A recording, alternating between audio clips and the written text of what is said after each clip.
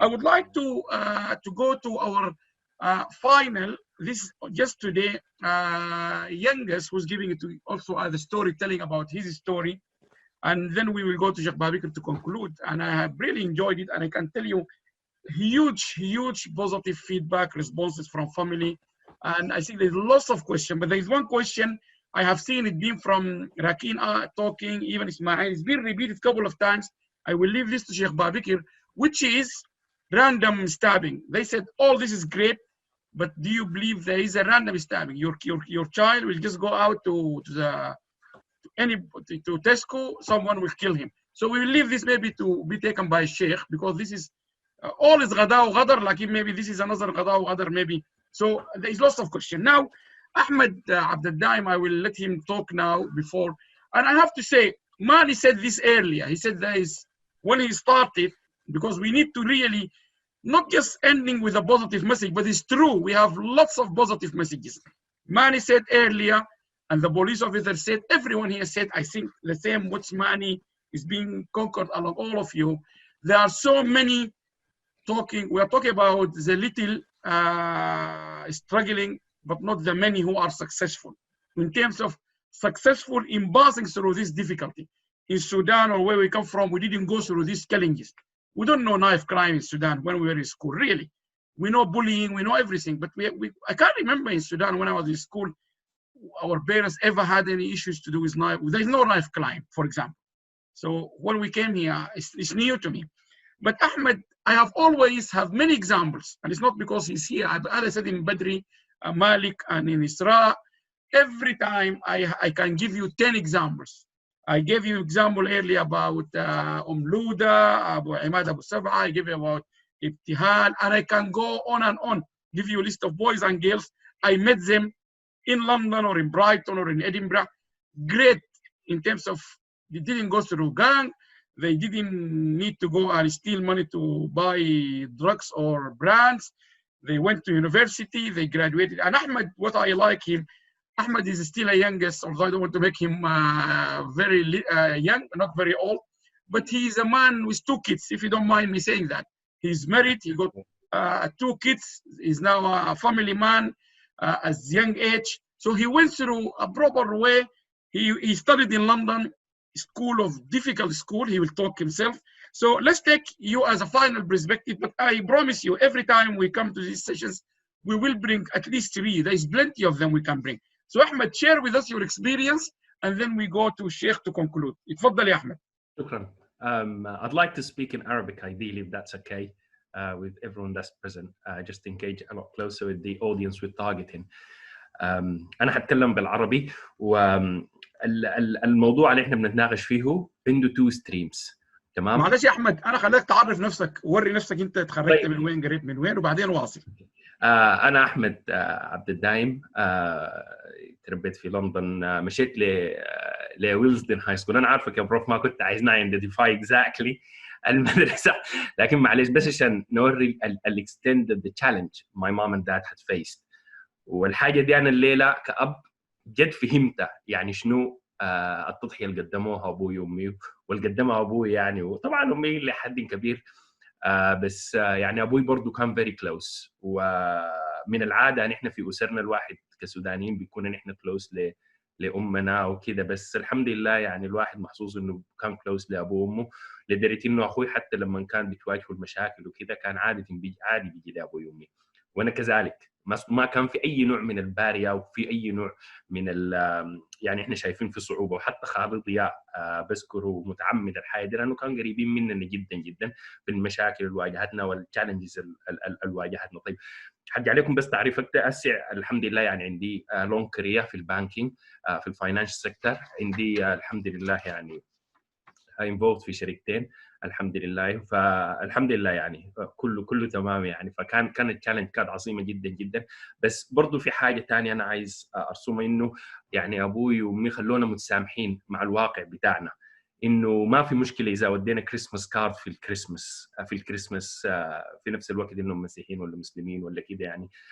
كان في تسامح كبير جدا مع الحاجه اللي حوالينا. وكانوا دائما ابوي بيذكرنا، بيقول لي يعني لفظه بالضبط كان بيقول لي احنا طلعتكم من بؤره فساد الا وهي السودان يعني.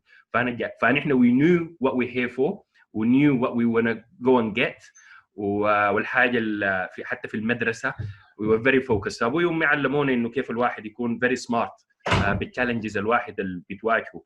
يعني في حاجات كثيره قد ما تطرقوا لها الناس يعني وما قادر I can't emphasize enough كل الكلام اللي اتقال هنا how true it is and how factual it is. and I wish أنا بتمنى إنه الناس يعني تسمع بصورة دقيقة جدا جدا للكلام اللي اتقال هنا لأنه ده حقيقة. يعني أنا بقول لكم من أنا زول مشيت المدرسة في حاجة اسمها البلاي جراوند رولز. أنت لازم you fit in. عرفت كيف؟ فأنت مثلا لو أبوك وأمك مثلا من باك جراوند يعني مثلا إنه ما غنيين كفايه، ما لابس ديزاينات، ما لابس نايك، ما دي من الحاجات اللي واجهت الواحد. يعني انت كيف تتغلب على الحاجه دي؟ لانه يعني في الحقيقه يعني احنا من الاول ما كنا كلنا لابسين ديزاينرز واماني والليفاي جينز وات هاف يو. فدي حاجه يعني مهمه انه يعني زرعوا فينا الاول ابوي وامي الثقه فينا، نكون مسامحين والثقه فينا انه يعني اتس اوكي يعني انه ممكن ما نكون لابسين ديزاينرز او مره ممكن ديزاينرز مره ما ديزاينرز. دي من الحاجات يعني اللي واجهتنا. بعدين يعني الواحد يتعامل بذكاء حتى يعني من ناحيه انه عاده ممكن يجيك بولي عادي يعني ممكن يجيك بولي، ممكن اي حاجه تحصل وانت كيف تتعامل فيها بذكاء. فانا I always knew انه I always show strength لكن never allowed to escalate enough انه to become a problem. بعدين انه ما ممكن الواحد يكون عايش في مثلا في من غير يعني هضطر اذكر اسامي، يعني ما ممكن انت تكون عايش مثلا في الاريا بتاعت هارلسدين and you expect يعني هسه الحته renovated is better لكن يعني back in that time يعني انت you didn't expect your kids to come through يعني مشاكل بتاع درايز جانجز، مشاكل بتاع الطعين، دي كلها حاجات كانت بتحصل عادي كثير كثير كثير. بعدين الاولاد ذاتهم والبنات يعني بيكونوا عايشين شخصيتين الواحد بيشوفها، يعني مثلا الشخصيه اللي بيكون في البيت والشخصيه اللي برا البيت. لكن الحمد لله انا بشوف انه ابوي وامي اجتهدوا في الحته دي انه اتس اوكي. يعني انا كنت شايف انه مثلا انا فخور اني سوداني وذاته رسموا لنا الشخصيه اللي احنا المفروض نكون ماشيين اتجاهها من الاول من خلال الكتب اللي ابوي كان بيخلينا نقراها. يعني a lot of reading we've done يعني growing up وكده. يعني كنا بنمشي اللايبرري every Saturday مع ابوي وبنختار الكتب بتاعتنا what inspires to ensure we always we maximize on school and utilize all the opportunities we have في المدرسه عشان انه احنا ننجح وكده. بعدين يعني زي ما قلت يعني برجع لكم دائما للواحد انه you are the product of your environment. فما ممكن مثلا انت تكون عايش تعيش في هارو رود ويكون في lot of مشاكل وداير اولادك يكونوا يعني من غير ما تديهم الاكويبمنت انهم يقدروا يتغلبوا على الحاجه دي. فانه لازم يعني الاباء اساسا لازم they have to take an active role في الحته دي. يعني انا كنت يعني كثير كنت برجع لابوي وامي ولحد يعني حتى الجامعه وبعد الجامعه يعني دي العاده يعني لاصغر ديتيلز كنت عادي واحد بتناقش بيقول لك اعمل كده ما تعمل كده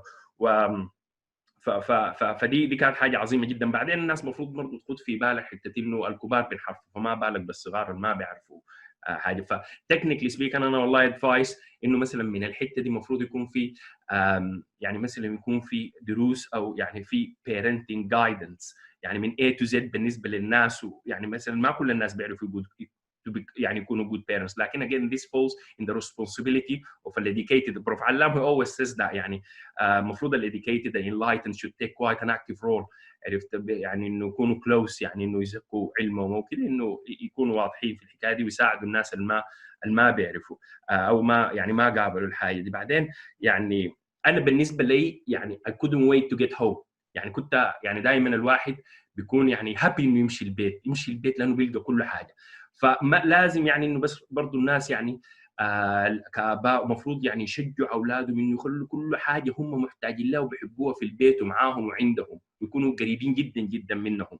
يعني ما يفكروا انه يعني ما يدوا سبب انه الولد يكون برا وكذا. يعني دائما الحاجات يلقوها في البيت. يعني حتى لو لا قدر الله let's be frank يعني if they take any drugs or they take whatever they should be comfortable انه يكونوا قاعدين في البيت. الحل ما انك تطردهم، ما الحل انك تشاكلهم، الحل انك انت تمشي للجهات المختصه الصحيحه اللي تساعدك انك تتغلب على المشكله دي. يعني ما بمحارته. بعدين ما في شيء في انه مثلا في يعني مثلا يعني تمشي لسايكاتريست تمشي دي كلها حاجات ما shameful. بالعكس يعني انت بتساعد في النهايه ابنك. who cares about the rest of the world what they how they perceive you whatever they think of you. انت عندك مشكله حقيقيه في البيت وانت لازم تواجه المشكله دي. يعني الواحد ما يكون الشيء. بعدين قصه انه التعليم ومعرفه المجتمع دي حاجه مهمه جدا جدا. يعني الاباء very far from يعني من الانتجريشن في حد ذاته. انا وانا ريفير تو انتجريشن في الحته دي. يعني انا فيل يعني ماي داد I was lucky لانه ابوي اساسا يعني فيه شويه باك جراوند انه قرا في اوروبا وكده، فعارف الحاصل شنو. فكان يعني الادفايس بتاعه دائما سبوت اون سيم يعني وميزاته يعني في الحته دي. بعدين يعني انه في يعني في مشاكل مثلا قصه البوليس، قصه البتاع. يعني مثلا في البلاي جراوند مثلا بيقول لك shameful to be a snitch و whatever، لكن هي it's not about being a snitch و it's not about يعني ما في حاجه زي كده. انت كيف كأبو كأم كيف انك تعرف تسكي انك تتعامل مع البوليس. يعني اي زول يتربى في البلد دي في لندن بالذات، انا ما بعرف خارج لندن، البوليس ده بكون وقف 3-4 مرات. انا شخصيا توقفت ما اقل من 4 مرات تفتيش، يسالوك من تفاصيل دقيقه. فانت كيف تكون تتعامل مع الحاجه بصوره ايجابيه مع الحاجه اللي قدامك دي. يعني كان بوليس كان بتاعه ما في شيء في الحاجه دي يعني نهائي. فدي برضه حاجه مهمه جدا جدا.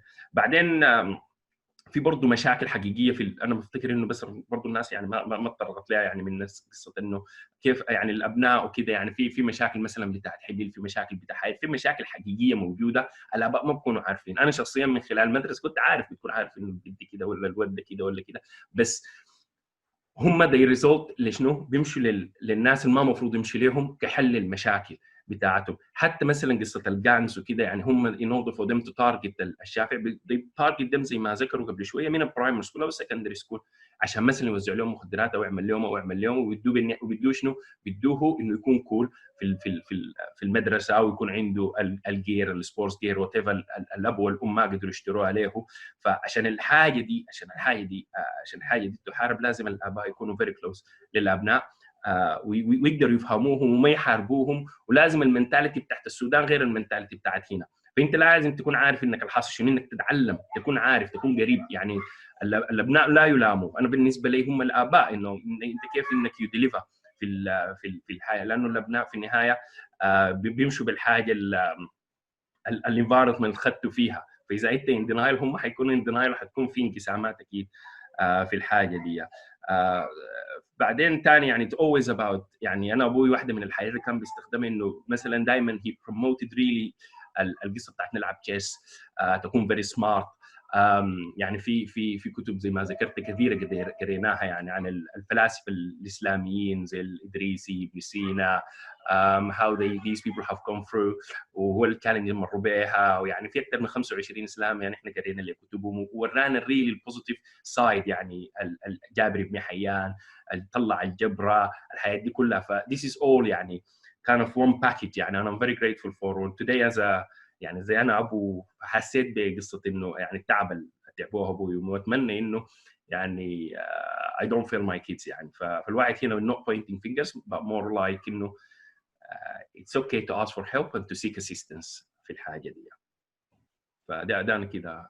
طيب يا احمد، شكرا لك والله ده فيري بوزيتيف مسج. وبعدين شكرا لك انك ذكرت وربنا يرحم والدك وامك واكثر من مره. يعني برضه ده دور مهم دارين نجي له يوم ان شاء الله مع متخصصين، لانه انا اب بس لكن ما بعرف الحاجه الكلام ده انتصار ولا ثالثه دي يجي يتكلموا في يوم انه ذاته الاطفال الشباب دي عندهم دور انه يسمعوا لاهالهم دي. احنا ده برضه عايز له ناس متخصصين نتكلم فيه. شكرا لك جزيلا يا احمد وربنا يوفقك.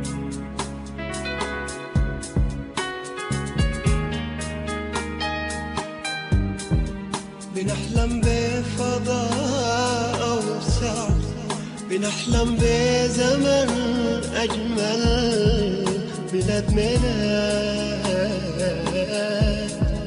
بلاد ميلاد. بنحلم بفضاء أوسع، بنحلم بزمن أجمل، بلاد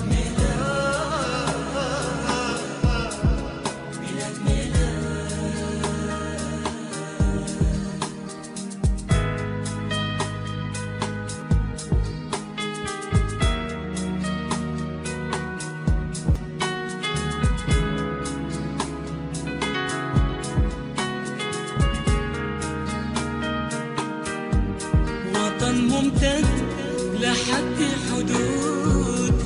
حدود الحد، وطن لا فيه هم لا غم، فقط نسعى